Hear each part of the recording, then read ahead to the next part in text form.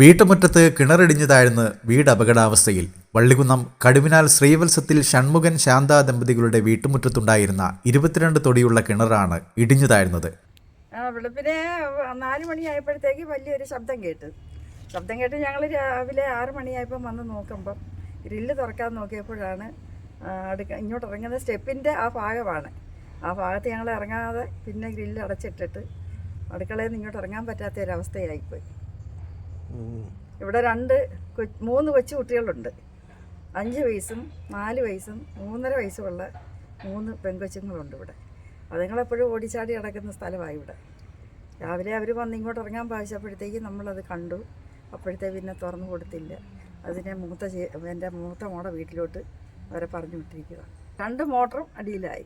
2 motor വെച്ച് 2 അടിയിലായി.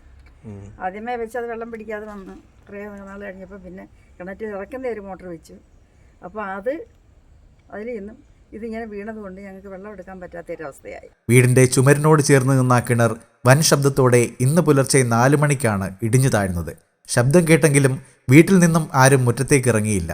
രാവിലെ 6 മണിക്ക് കതക് തുറന്നപ്പോഴാണ് വീട്ടുകാർ സംഭവം അറിയുന്നത്. ഷൺമുഖനും ശാന്തയും 3 പെൺകുട്ടികളും ഈ സമയം വീട്ടിനുള്ളിലുണ്ടായിരുന്നു. കിണർ ഇടിഞ്ഞു താഴ്ന്നതോടെ വീടും അപകടാവസ്ഥയിലാണ്. News bureau, ചാരമോട്.